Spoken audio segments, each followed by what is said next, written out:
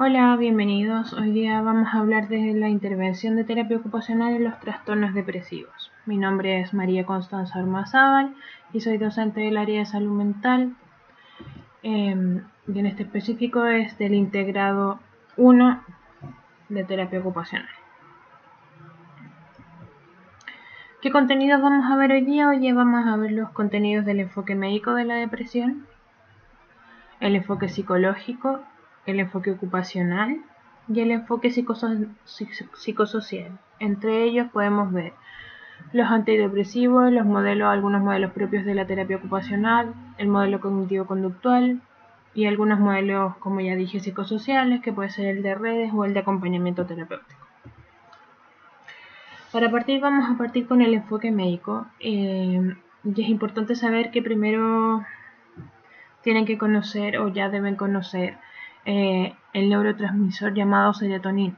Entonces, entender un poco que la serotonina es esta molécula llamada neurotransmisor que permite una comunicación entre las dos neuronas y a su vez una de las neuronas o estos recaptadores ayudan a la comunicación. Entonces, dos premisas acá importantes es que cuando existe en algunos casos un bajo nivel de serotonina, en el espacio sináptico puede aparecer una depresión. O también pueden estar bloqueados estas recaptaciones de serotonina. Entonces, hace algunos años, bueno, más de 50 años más o menos, se crearon los inhibidores selectivos de recaptación de serotonina. ¿Y cómo ayudan estos inhibidores selectivos de recaptación? Ayudan a que la comunicación sea más fluida entre neurona y neurona y a la vez de que la neurona, una de las neuronas, específicamente la que recapta la serotonina, se quede específicamente por más tiempo esta recaptación. Entonces, aquí hay algunos de los que podemos conocer, que está la fluoxetina, la fluvoxamina, la paroxetina y la sertralina. Todos estos fármacos funcionan como recaptadores e inhibidores de la recaptación. Entonces, acá como podemos ver en la imagen, actúa la fluoxetina y eso hace como una barrera para el control o recontrol de la serotonina. Los antidepresivos. Los antidepresivos son estos medicamentos de primera línea que se utilizan básicamente en los episodios de depresión moderada y grave. Y bueno, estos antidepresivos son, como ya dije, inhibidores selectivos de la recaptación de serotonina, que se abrevia ISRS. Podemos encontrar, como ya les dije, sertralina, fluoxetina, paroxetina, citalopram, escitalopram, entre otros. Esos son los nombres más conocidos. Pero por supuesto hay otros fármacos con otro nombre que también son conocidos en el mercado. En depresiones refractarias se debe reevaluar el diagnóstico inicial, sospechar trastorno bipolar, comorbilidades como el trastorno de personalidad o algún otro trastorno que pudiera estar incidiendo en la vida de la persona. Y para eso también se optimizan las dosis y se deben cambiar las dosis dependiendo de la situación específica en la que se encuentra la persona. En la actualidad hay bastante antidepresivos para tratar trastornos bipolares, trastornos de ansiedad, entre otros. Y a su vez hay incluso en depresiones que tienen psicosis, uso de electroshock, que todavía es una práctica al menos que se hace en las unidades de corta estadía u hospitales psiquiátricos del país. Bueno, entonces vamos al enfoque psicológico de la depresión. Cuando hablamos de este enfoque psicológico, más bien lo que queremos decir es que son las percepciones de las personas las que limitan muchas veces a la situación en la que se encuentran. Entonces, esto quiere decir que este mismo problema que puede tener una persona sobre un duelo o un problema económico de trabajo pueden ser vistas de distintas formas, ¿ya? Eso es al menos lo que trata de explicar acá bastante estos dos autores. Entonces, en cuanto a la evaluación de esta perspectiva de enfoque, se centraría en el análisis de los constructos que motivan a la conducta de la persona. Por ejemplo, qué es lo que está pasando en su imaginaria, hacia dónde se mueve, qué es lo que hace, qué es lo que no hace. Y cómo percibe su propia realidad, desde la tristeza, muy tristeza, la tristeza vital, o dentro de todo es el pesimismo o más. Este modelo cognitivo-conductual ayuda específicamente a favorecer a que las personas puedan cambiar esos estilos negativos del pensamiento, que se traducen en comportamientos muchas veces, y nos acerca un poquito más a tratar de motivar o manejar un poquito más las emociones, ¿ya? Y bueno, por ende, algunos de los trastornos emocionales que se pueden tratar con este modelo cognitivo-conductual, como ya lo hemos ido explicando anteriormente, es la depresión, los trastornos de ansiedad, los trastornos adaptativos, otras situaciones o síntomas emocionales como el estrés, la ira, la frustración, entre otros. Y bueno, las limitaciones de estos modelos cognitivo-conductuales que no podemos ocuparlo en discapacidad o déficit intelectuales o en personas que sufren de déficit de memoria y otros. Entonces hay que tener mucho cuidado en cómo nosotros vamos a ocupar el modelo cognitivo-conductual dependiendo del caso a caso de la persona.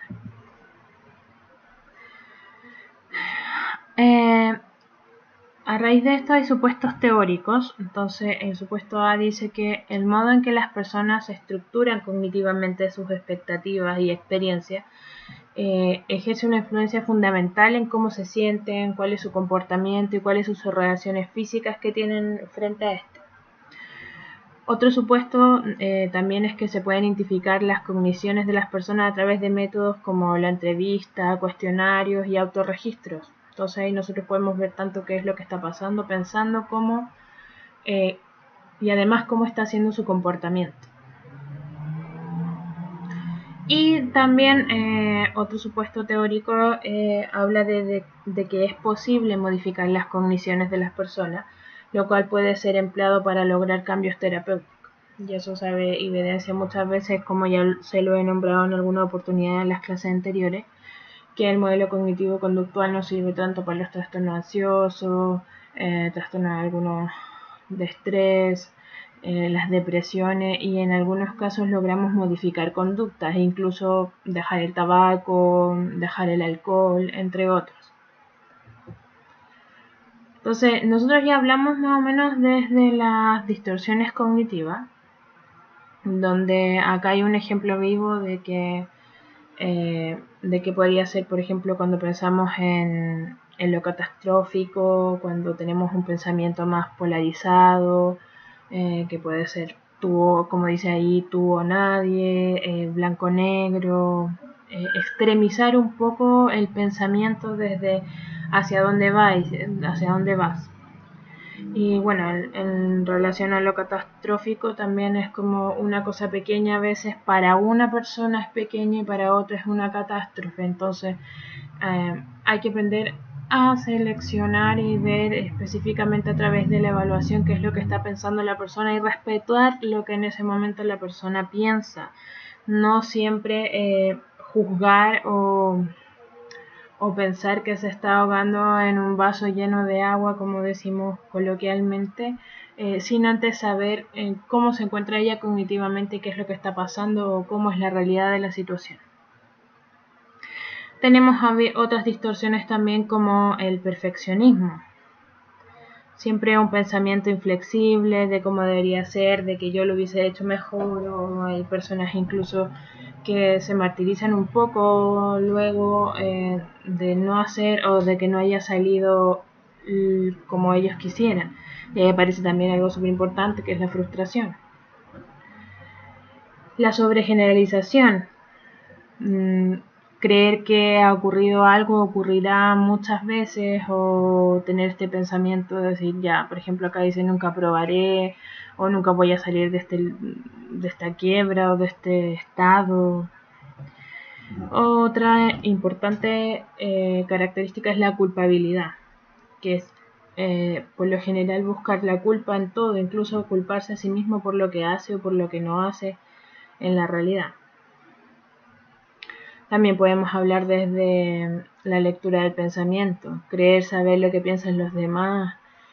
Nosotros lo llamamos coloquialmente, de repente a las mujeres se les dice, haciendo bien un comentario bien machista, a veces dicen, por ejemplo, hoy que las mujeres son rollentas, abro comillas y cierro comillas. O que hoy siempre son todos iguales o cosas así, o no, pero si es obvio que de esta manera va a actuar esta persona.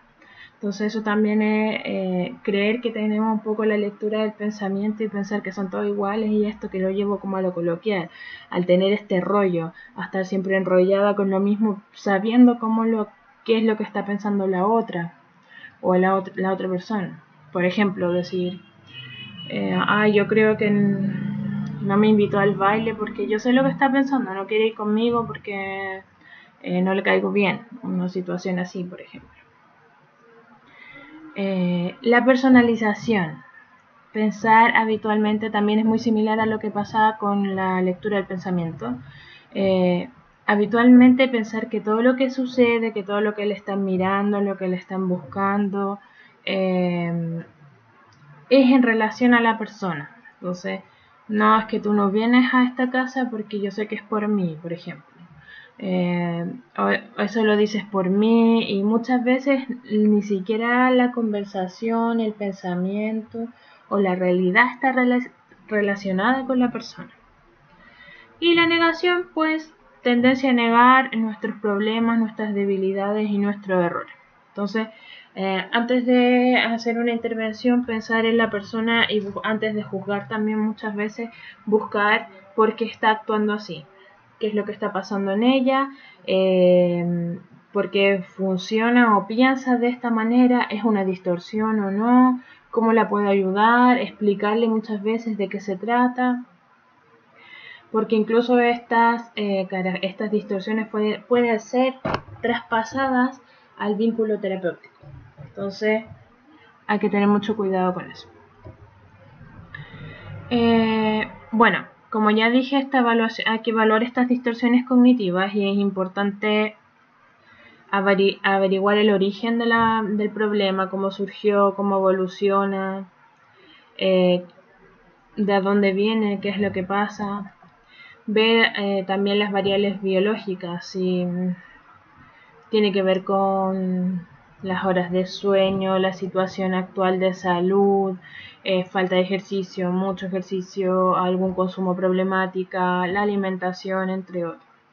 Ver también el estilo personal, la edad, la profesión, el estado civil, a qué es lo que se dedica, cuál es su nivel cognitivo, cultural, sus creencias, su filosofía de vida, cómo se va relacionando. Y bueno, también las habilidades propias. La frustración, la tolerancia, cómo me relajo, qué imagino, cuáles son, qué tan asertiva es la persona. Y también las habilidades de afrontamiento, estas estrategias que tiene cada persona para manejar el problema, para construir, para distraerse, para respirar, para buscar ayuda, entre otros. Bueno, el sistema de refuerzos, que habla específicamente, habla un poquito más desde el ocio, que para aumentar un poquito la actividad o la ocupación en la vida y así mejorar un poquito el estado de ánimo. Las personas significativas, cuál es el entorno, cuáles son las personas que podrían ayudarnos a este tratamiento o rehabilitación.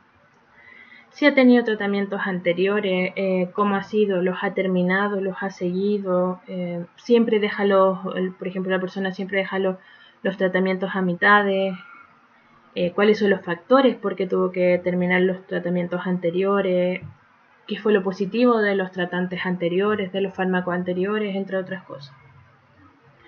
Y bueno, también las expectativas hacia el tratamiento, o sea, cuál es el grado de motivación, qué es lo que quiere lograr, qué es lo que le pasa, dónde va a buscar la colaboración, cómo podemos ayudarla a ello, cuál va a ser su éxito de menos a más, entre otras cosas. Entonces ahora vemos desde el modelo cognitivo-conductual, que ya hemos hablado un poco de esto, que habla específicamente desde un objetivo de modificar los comportamientos y pensamientos. Y esto se utilizan bastantes técnicas para realizarlo, y una de ellas puede ser trabajar la asertividad, la relajación, la reconstrucción cognitiva, resolución de problemas, entrenamiento de habilidades o reentrenamiento de habilidades sociales, manejo de contingencia en base a la resolución de problemas, específicamente favorecer y fortalecer la autoestima, la aceptación de sí mismo, reconocer las cualidades de la persona, de que él, la misma persona, reconozca sus capacidades, sus habilidades, desde ahí tenga una motivación, una construcción desde su eficacia, o sea, y a través de cómo podemos hacerlo, a través de actividades. Son actividades de tiempo libre, principalmente siempre pensando en los intereses de la persona, ya sean estos intereses explorados o no explorados. Entonces podemos hacer uso del tiempo libre, recomendación de hábitos, rutina y roles, técnicas de resolución de problemas, técnicas corporales, actividades y ejercicio físico, que específicamente ayuda mucho. Además, hoy en día hay una técnica muy importante que es el mindfulness, que desde ahí se van cambiando hábitos, comportamientos, rutinas, y se va relajando también la persona a su vez. Entonces, algo súper importante que acá dice que es precauciones. Prever las barreras y la desesperanza y la fatiga. O sea, tratar de que la persona no se fatigue, de que vaya paulatinamente de acuerdo a sus intereses, de acuerdo a su energía, que no se desesperance porque no podemos encontrar alguna situación específica donde ella pueda, por ejemplo, un taller específico que quiera participar, que de repente hay muchos factores como el factor económico, y prever las barreras, que también les he dicho. Por ejemplo, una persona que cree que el único deporte que le ayuda es natación, y en la natación mensualmente sube, o sea, es muy caro mensualmente, entonces hay que ver cuáles son las barreras, dónde puedo buscar otra alternativa y no darle esperanza a la persona para que no se vaya a frustrar, no se canse y no vaya a dejar el tratamiento. Una de las importantes técnicas de relajación, las vamos a ir viendo cada poco, pero entendiendo que esta técnica específicamente habla de un estado fisiológico contrario o antagonista a la ansiedad y el estrés. ¿Ya? Específicamente la relajación es todo lo contrario a algún estado emocional negativo que presente la persona. Entonces, habla también que una persona no puede estar ansiosa, enfadada y al mismo tiempo relajada. Entonces son estados distintos y uno siempre tiene que buscar, obviamente, el estado de relajación. Y para eso hay muchas técnicas y muchas ayudas que puede facilitar muchas personas o muchos profesionales.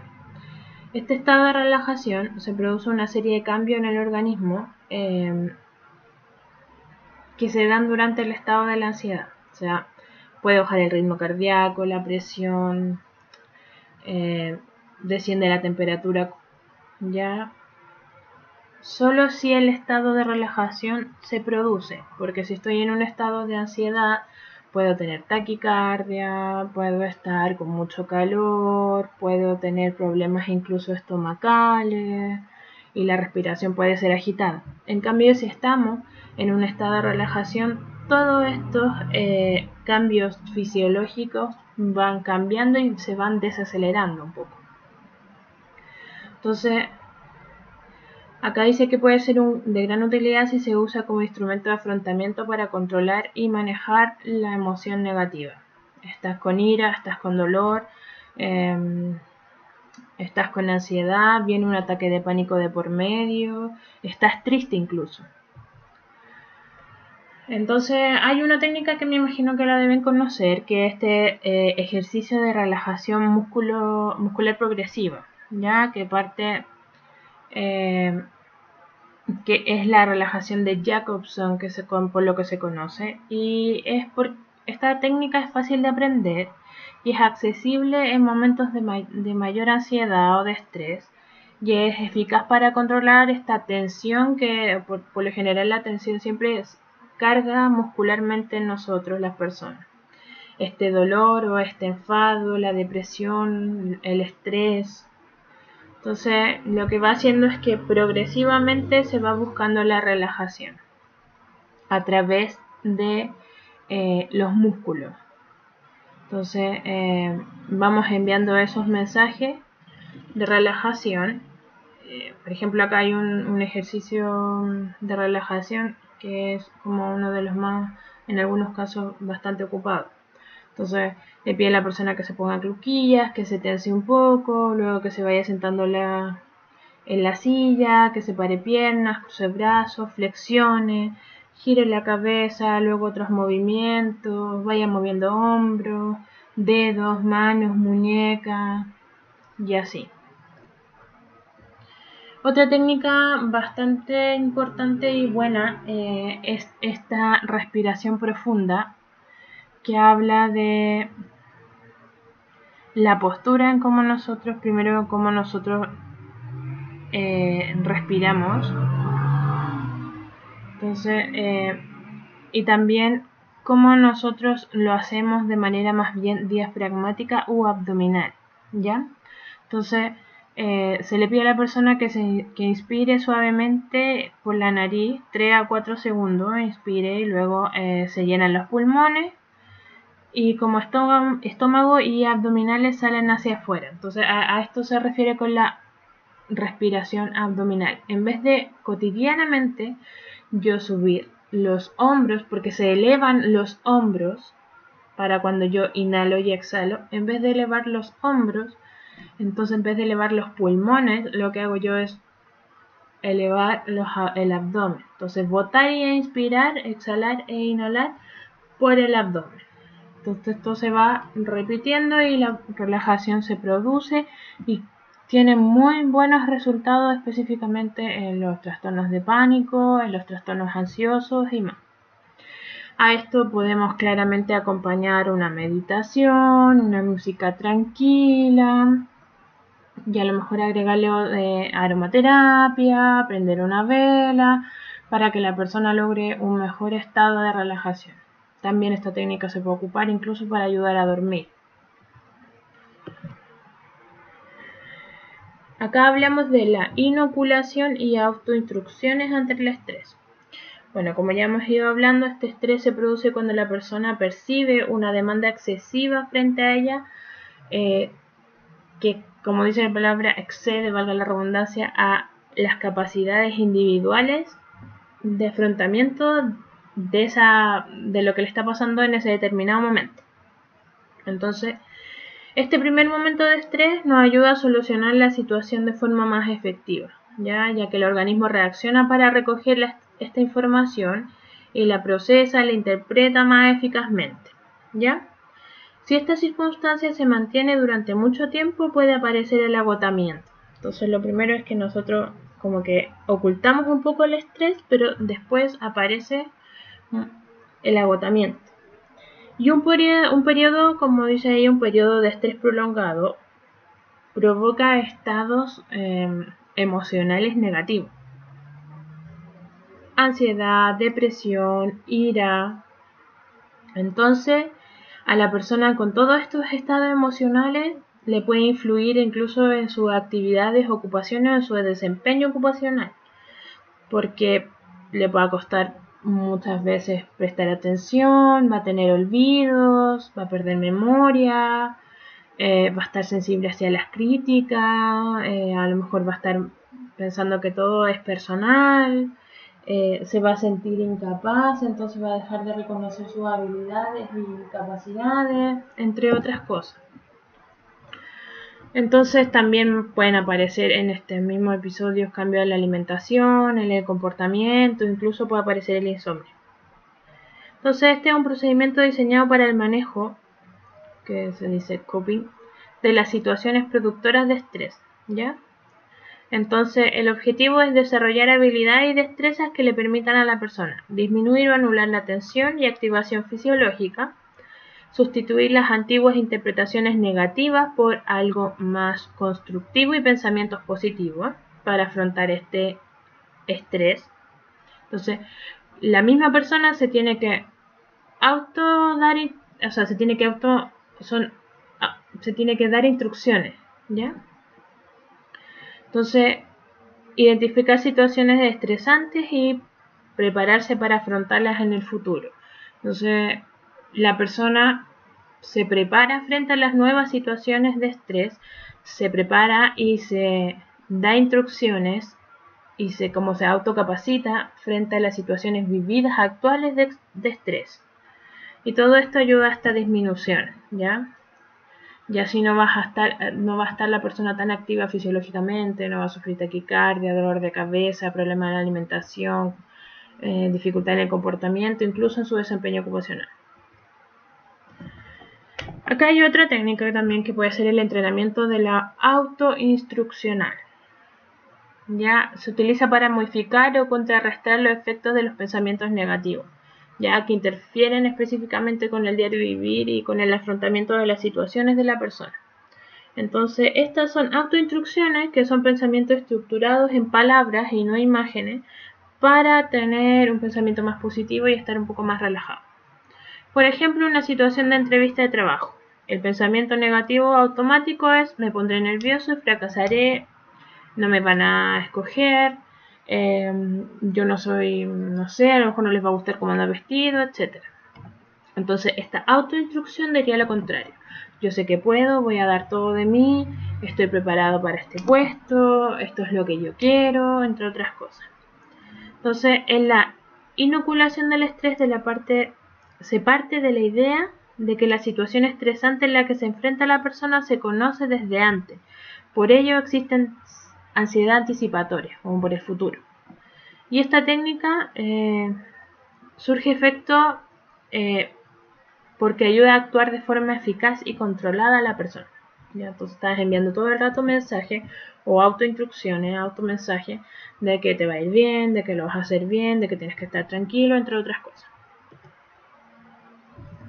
Entonces, el método de aplicación implica entrenamiento en 4 fases específicas. La primera fase es la previa, que es elaborar, como toda situación, elaborar este plan para eliminar estos pensamientos negativos. En la fase 2 es tomar contacto. Entonces, reinterpretar el estrés como algo positivo, ¿ya? Para darle la vuelta a la situación, controlar la respuesta de estrés, aplicar el plan, reafirmar la capacidad para el enfrentamiento. Fase de máxima ansiedad. Preguntarse en esta fase: ¿cuánto nivel de ansiedad tengo? Decirse o motivarse: otras veces ha sido peor, esto no es tanto como la otra vez, entonces yo estoy preparado para esto. Decidir rebajar el estrés. Por ejemplo, voy controlándolo un poco. Enunciar el método para rebajarlo. Voy a bajar respirando para que se me vaya saliendo este estrés. Voy a controlarlo. Y recordar que va a pasar pronto. Entonces, decirse a uno mismo: tranquilo, espera un poquito más, yo voy a poder respirar, luego de respirar voy a estar tranquilo, no me va a pasar nada y lo voy a lograr. Entonces ya llevo 5 o 10 minutos haciéndolo, ya va a pasar. Y la fase final, evaluar objetivamente el entrenamiento y eliminar los sentimientos de culpa o desesperanza. Y así irse autorreforzándose y autoevaluándose y viendo qué es lo que voy necesitando en cada situación de estrés.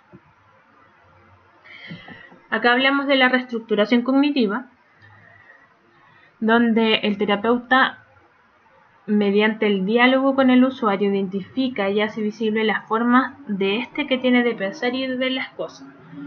Esto, por ejemplo, es útil cuando una persona está angustiada o preocupada y con un pensamiento exagerado o negativo sobre un acontecimiento que pueda pasar o que está pasando o que ya pasó. Entonces, ¿qué es lo que habla? Que cada persona que está trabajando terapeuta reestructura cognitivamente a través de, no es convencer, sino que es ver lógicamente lo que puede pasar, ¿ya?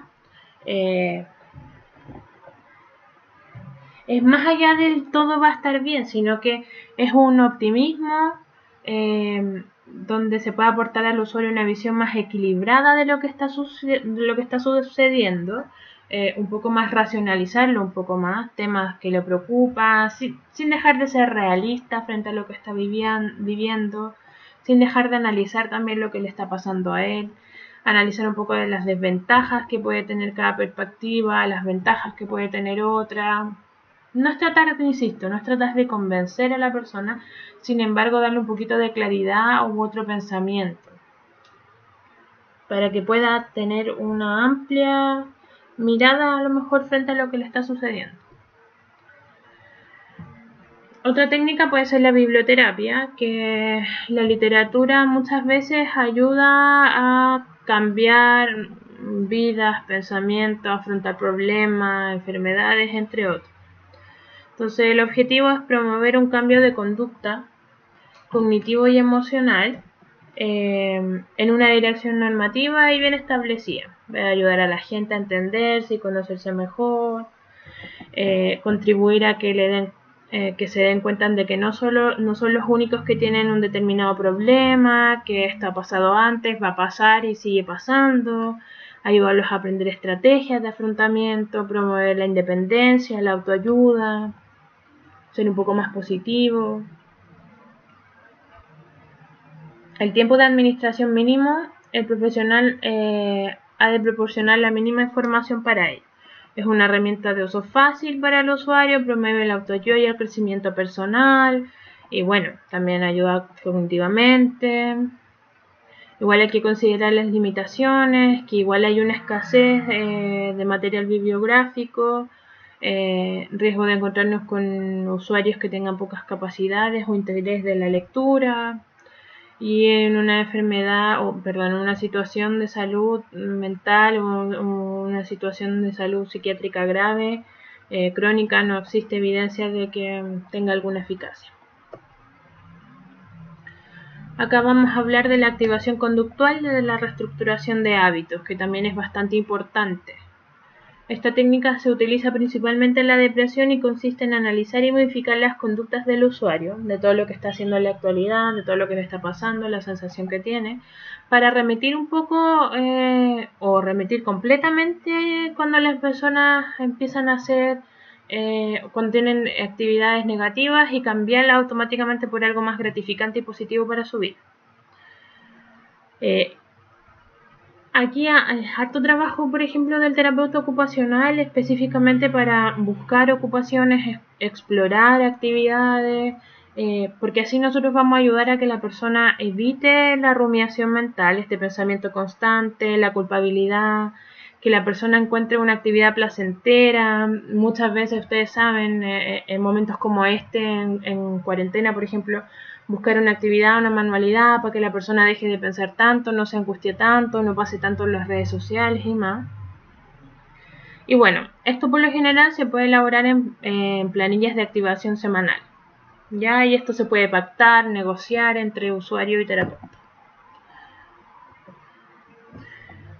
Algo también importante, también cognitivo, bastante cognitivo-conductual, es este role-playing, es enfrentar a veces estas situaciones que tiene la persona y ayudarlo a enfrentarle de distinta manera, o ponerlo en estas problemáticas para que la persona pueda resolver conflictos, y así vaya cambiando las conductas en relación a lo que le está sucediendo, lo que le puede suceder. También en él podemos trabajar habilidades cognitivas, podemos trabajar habilidades de comunicación, podemos trabajar la interacción social, ver si la persona está enviando corporalmente los mensajes bien, si es que se está dirigiendo la mirada, si es que está gesticulando, qué es lo que está haciendo, entre otras cosas. Y bueno, la psicoeducación, que también es bastante ocupada y bastante nombrada, que consiste en esta técnica de explicar al usuario de manera clara, comprensible, las condiciones de lo que le está sucediendo específicamente, en este caso de la situación de salud, de cuáles son a lo mejor sus factores de riesgo, tanto los genéticos o más, ambientales, cuáles son sus factores protectores, bueno, decirle cuáles son sus apoyos, explicarle un poquito qué es lo que pasa si no sigue el tratamiento, entre otras cosas. Y bueno, lo mismo, muy similar también es este entrenamiento de resolución de problemas, donde vamos viendo a la persona, le vamos entregando un problema y las vamos orientando en cómo resolverlo, ¿ya? Se aborda desde la orientación, luego se formula y se define la forma de resolverlo y finalmente se busca creativamente soluciones. A veces una persona no puede resolver sus propios problemas y necesita ayuda u otra visión para hacerlo, ¿ya? O sea que hay un esquema que dice que hay que definir cuál es el problema realmente, de dónde viene, analizarlo, evaluar las alternativas, elegir las alternativas y aplicar una decisión o solución ante esto.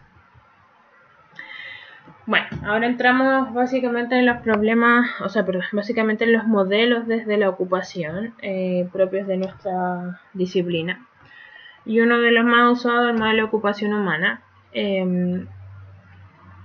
donde específicamente en esta intervención puede ayudar a potenciar, facilitar, proporcionar,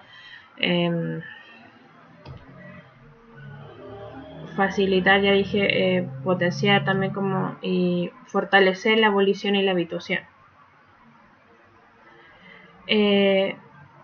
Podemos partir desde lo volitivo, que específicamente va a hablar, vamos a tratar de entregarle a la persona herramientas para que reconozca sus habilidades, sus capacidades y pueda desde un nivel más bien exploratorio conocer un poquito desde sus intereses, sus valores e ir avanzando para llegar ya a un nivel más bien de logro y de competencia en algunos casos.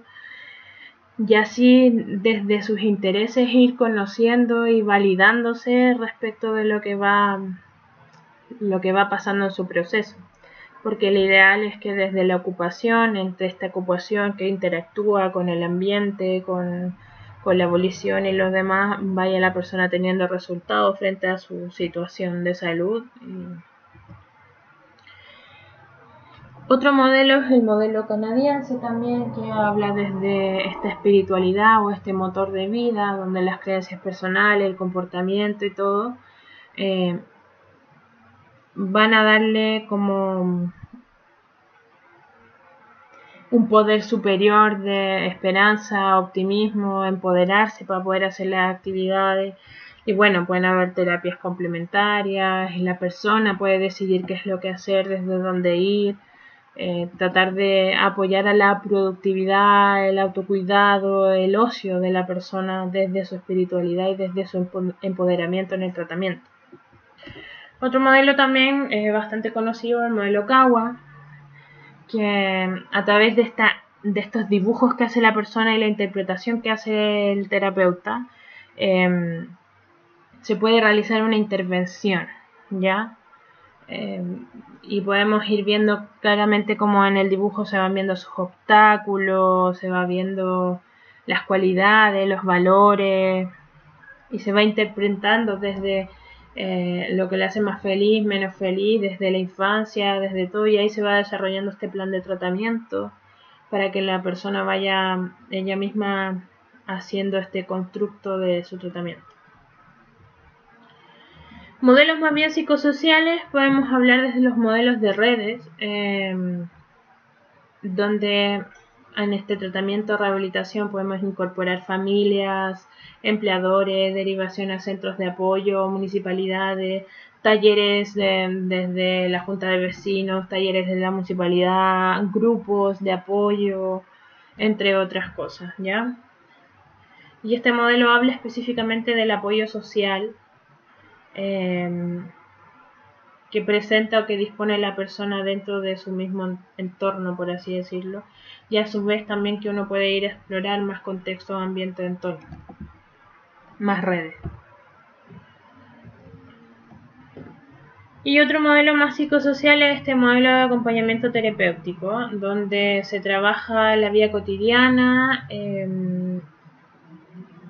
se trabaja en y con lo cotidiano, y la función es ir acompañando a la persona en lo que va siendo su día a día, desde la observación hasta la intervención en el mundo real, la casa, el trabajo, la institución, en el colegio, a lo mejor en el instituto, en la universidad, y la intervención es en su mundo de relación, de cómo se vincula la familia, sus amigos, los compañeros, cuáles son sus hábitos, su rutina, cuál es el espacio, el tiempo que le dedica a la ocupación, al tiempo libre, al ocio.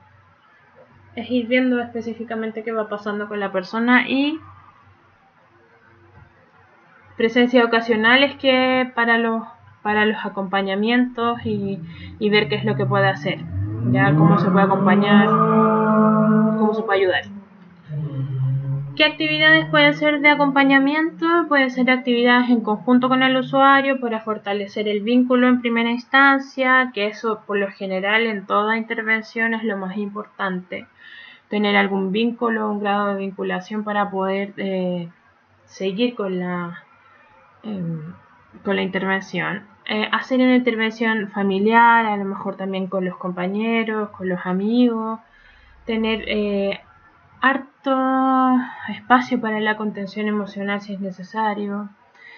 Habilitar espacios para la persona para que pueda pensar, y esta orientación, como ya lo hemos hablado, desde la toma de decisiones, desde visualizar la problemática y la resolución de problemas. Entonces acá finalmente tenemos los modelos donde podemos intervenir a una persona que tiene una situación de salud mental como la depresión.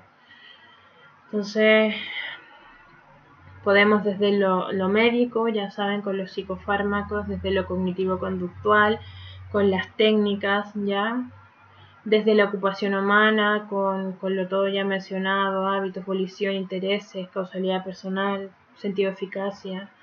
Desde el modelo canadiense, esta conexión con las actividades significativas que se formulan y se negocian con el usuario también.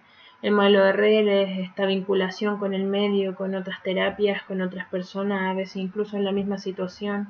Y este acompañamiento terapéutico finalmente que puede ser en esta vida cotidiana y en esta intervención familiar. Entonces, eso, chiquillos, ha sido la clase de hoy. Cualquier cosa me pueden escribir en aula virtual para sus dudas y consultas. Muchas gracias y nos estamos escuchando.